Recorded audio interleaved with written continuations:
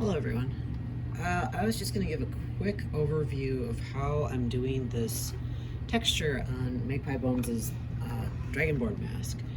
So you can see where the final texture is ending up here. Probably kind of change the lighting a little bit so you can see it a little bit better. But I'm trying to recreate almost like a bony structure or like a shell even. Something that it looks like keratin that's been built up. So this is kind of where I'm trying to land here. And this is the other side, which, as you know from my working habits, I tend to finish the one side first and then do the other side later.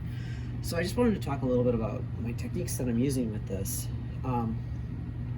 So what I've done is I've probably approached this a little bit atypically because I have this still in a very rough state, and this is in an almost finished state down here and on this side. Usually I try to bring everything to finish at the same time, but I really wanted to sort of figure out what I was doing with this, so I kind of finished up this side first, and now my goal is to copy it.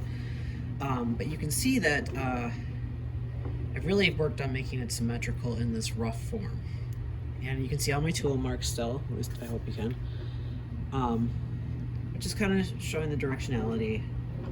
And it's pretty symmetrical. I'm seeing some asymmetries because it's been a little bit since I've worked on it, but it's within the realm of acceptable in my opinion. So we're just gonna keep on plugging away at it. So I just want to talk a little bit about how I'm doing this structure. So I've laid out the basic ridge structure here, and it very much matches this. So what I kind of been doing is, instead of smoothing this all the way out, is I sort of just score it and mark where I want things. And what's making this more visually interesting is that there's a lot of variation in terms of the height. And I don't know if I can turn this so you can see it. But there is actually like some difference in the height of each one of these lumps versus just doing the scoring, because I was initially doing that. I was just kind of scoring it like this, and it's just not very visually interesting. So I kind of lightly scored just to sort of give myself a template to work on. And then I've been rolling up little snakes, so just little clay squiggles, and then pushing them in and using my W21 tool from Kemper. I'm kind of using this wooden end to sort of bush everything in together. And I usually put on a few of those. And that's creating that sort of extra ridge texture.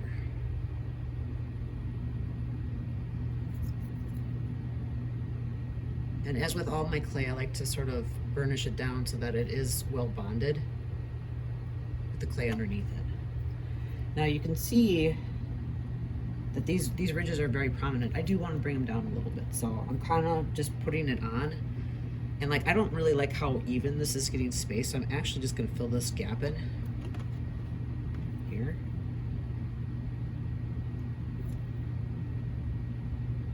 And then work back into it. And that's generally speaking how I work. Not everyone works that way. I tend to work back and forth between negative and positive forms.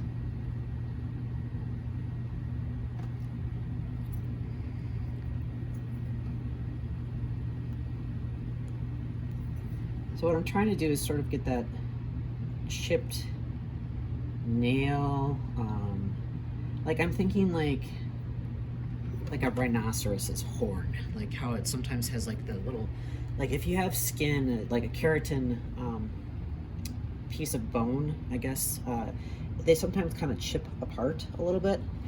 And I sort of want that look, that it's starting to fracture and peel back. You know, maybe that's how this guy, he sheds these periodically. Again, like always, I'm trying to look to nature for inspiration and for explanation. You know, if you can find something in nature, there's usually a reason that it has evolved that way. And there's no reason to, I mean, I guess you could if you wanted to, but you don't really need to rewrite biology. So then I'm just kind of doing that over and over and over again. I'll quick fill in this area here before I move into the actual smoothing and stuff.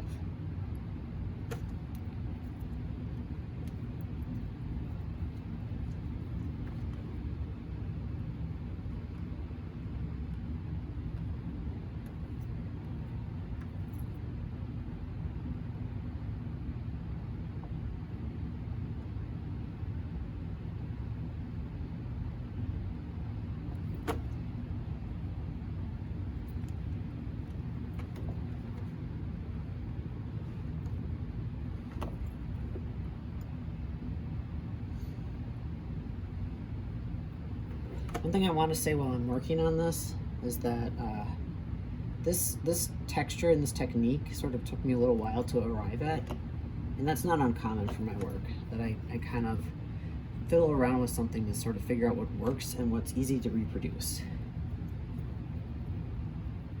Because like in this case, I got several ridges on this fellow's head, so I don't want to have something that's going to be extraordinarily difficult to work with, and that I can't reproduce when I moved from one side to the next.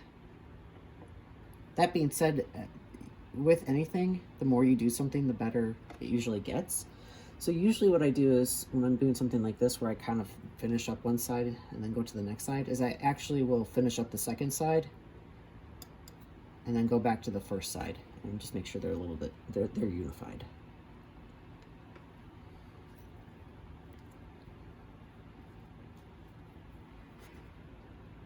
And I feel like the key to this is sort of like an irregularity.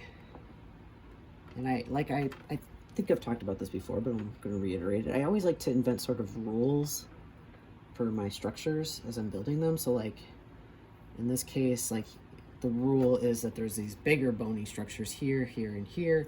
These are irregular. It's just simple things like that to just sort of establish a regularity about how something looks. And you can see that this is very rough right now in terms of the actual texturing.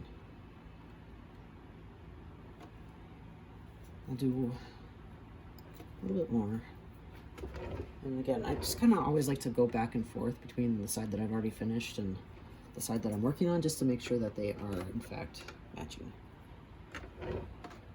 And I always like to sort of sense things by feel. That's sort of how I test symmetry.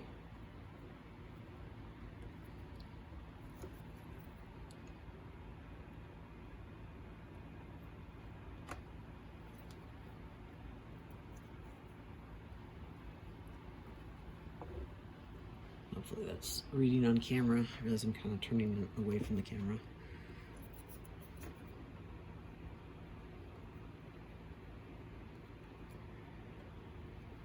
And because I'm thinking of these as like bony structures that are sort of peeling away, it makes sense for them to have a little bit of a undercut behind them, I guess. It's not actually truly an undercut because the way the mold's going to work, it'll be okay because it's slight and it's going to be cast in flexible material, and the mold will be flexible too, so it'll work out. But that is something like always to be aware of.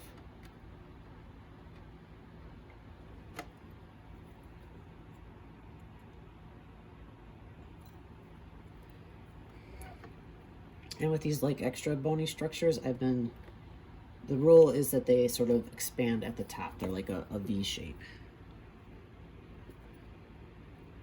And the nice thing about using this wooden tool, or the wooden part of this tool, is that you can really put a lot of pressure on it without it buckling or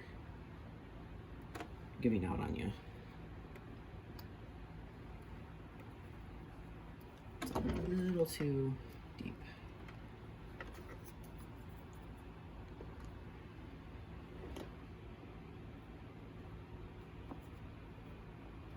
Let's see if I can. Let's see if I can pivot that and then zoom in a little bit.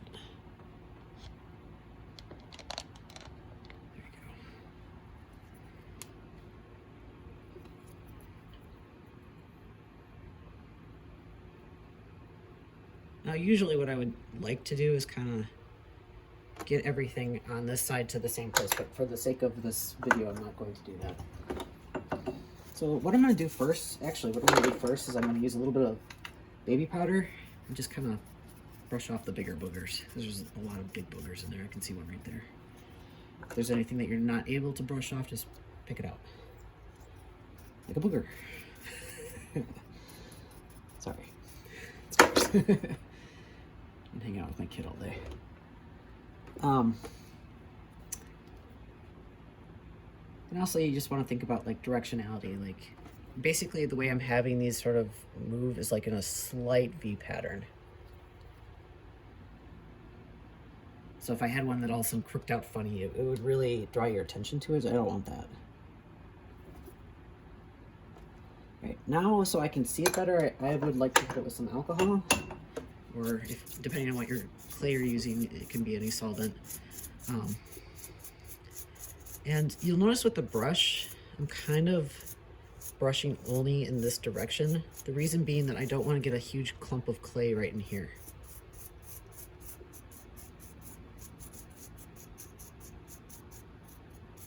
I'm lightly brushing across it, but I don't want to do that too much because I don't want to dig in by accident or have those brush marks affect what I've already sculpted.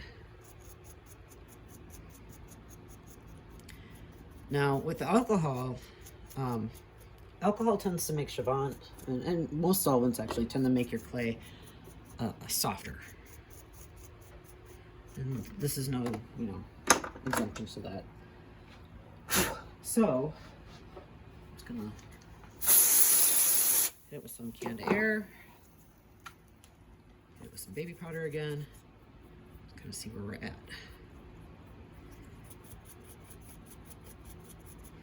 All right, so like that's how I want it roughed in. So we're getting closer to this. And then the next thing is just finessing the hell out of it. So using, again, I'm pretty much only using this tool. I might bring in some other ones, but this is a good all-purpose tool.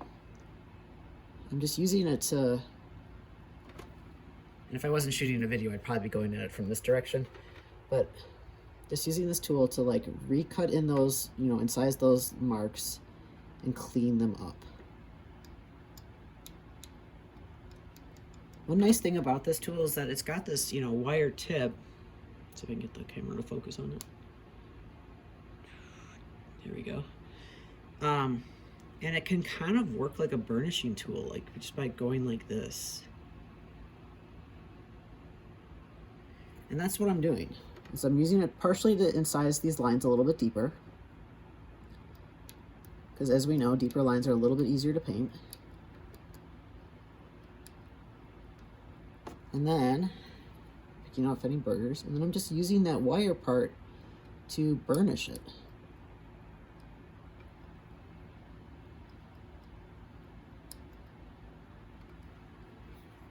And I always want to kind of, because it is like I said, it's keratin and it's kind of breaking apart. I want to make sure that I'm going in here and sort of picking out like the lines on the top part of the ridge. It's a small detail, but it will help it read as more realistic, I think. We'll see.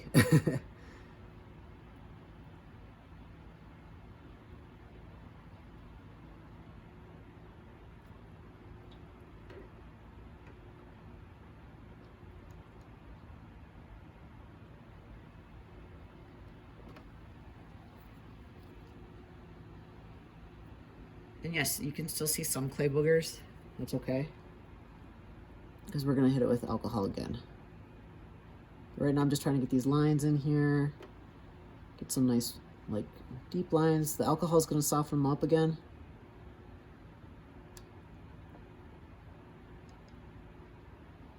And if you ever scrape anything too far back, just add some more clay, and that's the nice part about this method, is that there can be that back and forth.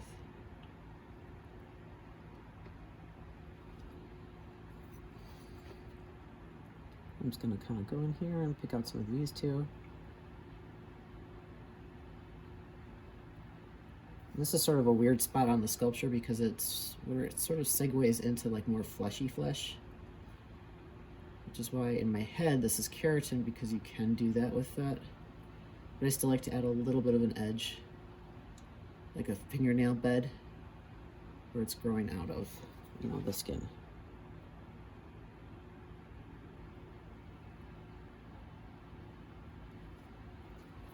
And if you need to, you can always use finer tools. Like a tool that I really like for that sort of fingernail bed thing is like these rubber tip tools. This is a clay shaper by Royal Sovereign. You can get these at Blick, I believe. And you can use them to incise lines. They're stiff enough to do that, but you can also use them at like the cup part of this one to sort of cup around that shape and smooth it out. And sometimes these are really nice for these kind of things. I'm going to go back to this tool though, because it's working better for what I'm doing right now. Some days some tools work better than others. Like some days you're on the wavelength with one tool, some days you're on the wavelength with a different tool.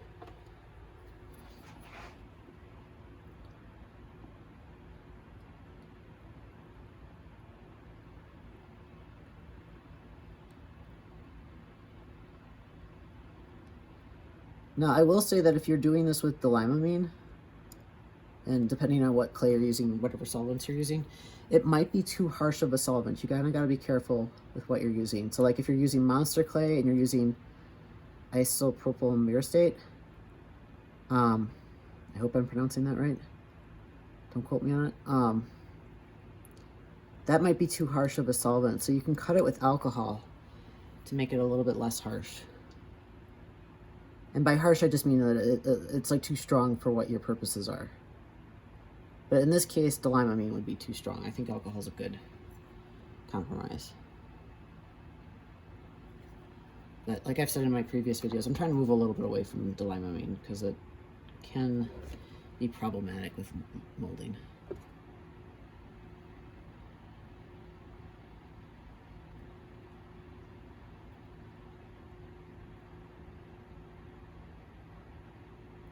You can see I'm just kind of carving out that nail bed.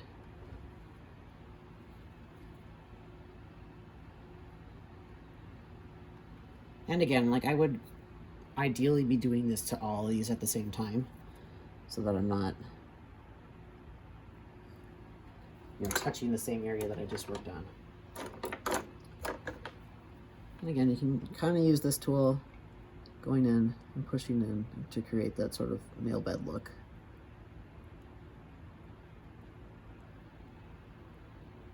These come in different stiffnesses too, I believe, depending on what your needs are.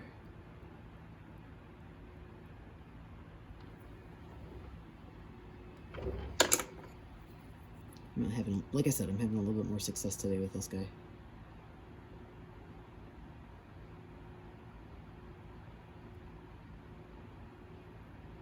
And a little bit of variety. I'm trying to like sort of shake it up like where things are coming out because it'll make it more visually interesting.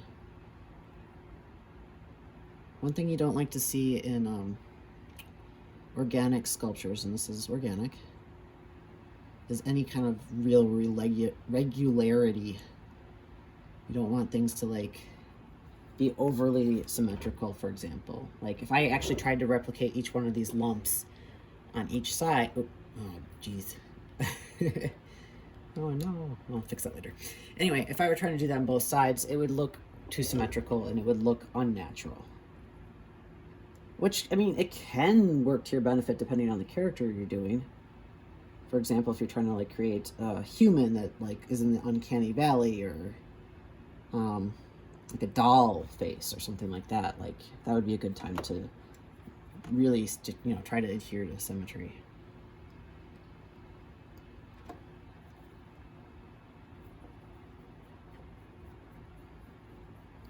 I'm just kind of burnishing that down with my finger.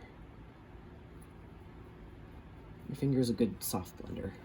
Helps you see where things are.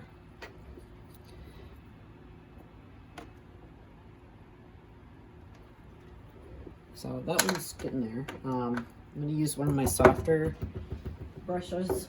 This is just a tap-on brush that I've kind of worked into oblivion, so it's very mushy right now, losing bristles. It's probably time that I retired it, but not ready to. And again, I'm just working in this motion where I'm going down and up and then lifting and then coming back. So I don't want to go back and forth because then I'll mash clay down into this area. But when I get down to like this skin area, then I am pulling forward because I want to create that nail bed. Confusing, I suppose. It's gonna depend a lot on personal preference. I'm just trying to get some of these boogers out. And that is starting to look how I want it to. Now, again, with the clay, or with the alcohol, the solvents, it does tend to soften it up.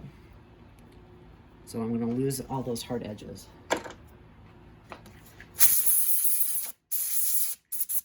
That time I was just using the canned air in order to get the alcohol flashed off.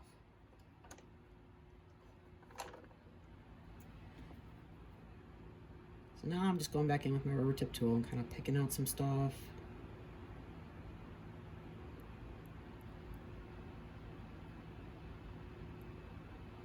What would actually, oops, I'm not happy. Right here, I don't know if you can see it all in the sculpture.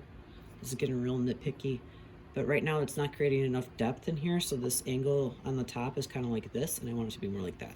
So I'm just gonna go in there.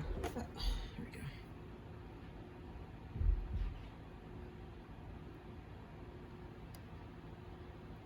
And really, it's this part of the game is about this back and forth.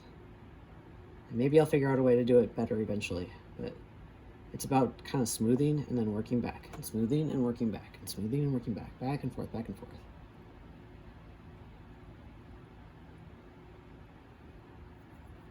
And if you like, when you start to get to the really like fancy finessing stuff, you can actually take like your clay tools and put a little baby powder on them, which acts as like a lubricant.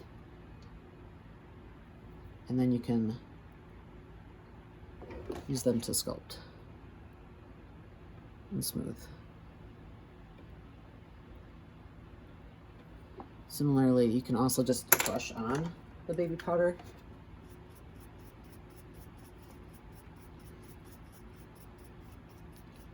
Again, I'm just brushing this way because I don't want to capture all that clay. And then you can use your finger to buff it. I might actually need a little bit more. I bought this baby powder and it's mostly cornstarch, and I think it's a little too much cornstarch.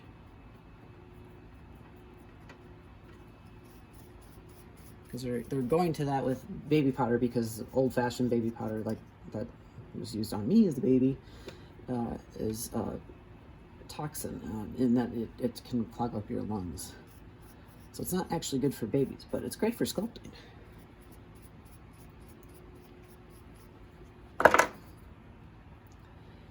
Now, if I really wanted to, I could try to buff this, freeze it down so it's nice and solid. And this works with wet clay. This works with water-soluble clays too, where you can kind of buff it. I'm just using that. The canned air is freezing the clay, so it's making it harder. So I can apply a little bit of pressure. And you kind of have to be aware, because like I can tell already it's starting to thaw, so I have to hit it again. Also be aware that you should not eat anything with your hands directly after this, because no matter what, you cannot get that taste off that they put in this canned air to discourage people from huffing it. But yeah, so that's pretty much it. I'm just gonna kind of, like I said, it's just that back and forth, cleaning up, you know. Trying to get rid of the boogers. And you can determine how much, like in terms of micro sculpting you want to do. I've been a little bit too hyper focused on like getting down to like these teeny tiny details, which I don't even think are going to read in the final piece, but I'll know they're there. But just trying to clean that up. And, you know, if you get the boogers, you can do that. So let's see. Yeah, so that's pretty much how I've been doing this. Now that you can see that this one's had a little bit more solvent on it, because it does blend a little bit more. So I might want to come back into that. I can also work with other tools. Like I have, let's see, this, where's that tool? There it is. This is another Royal Sovereign tool, but you can find other versions of it. What I like about this one is that it's a very strong wire, so you can really press on it. And then it has a flat top. So if I wanted to, like, say, flatten any of these out, so they look more like, you know, like fingernails, I can go back in and do that. It's really good at that. And then you can turn it to the side if you want to put some more, like, incised lines in it. If I wanted some of my lines to be like deeper cuts, I can actually come in here with this teeny tiny loop tool. This is a loop tool that I got from kentools.com. And like actually carve like the grooves in there. I would only do this with the thicker grooves and then use the edge of the other tool to get the more fine ones. But again, creating that depth is going to make it easier to paint, and it's also going to provide more visual interest. Again, I just want to kind of cut back into this ridge here to make some more dimensionality.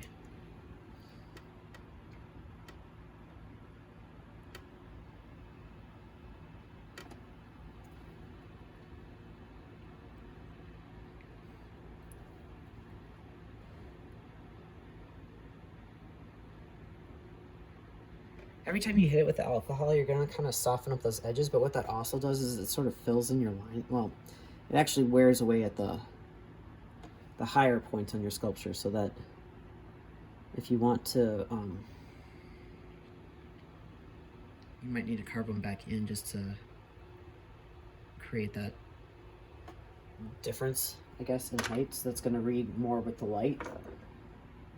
And what I mean, like, read with the light is that when you move the light around it, it creates like a shadow, and that creates depth. You can actually get away with fudging a lot of stuff by just doing that. I mean, not fudging it, but like, maybe I do mean fudging it. If you are aware of where you're sculpting with the shadows, then it can make your sculpture a lot more concise and easier to do, where you're not, you know, screwing around with it too much.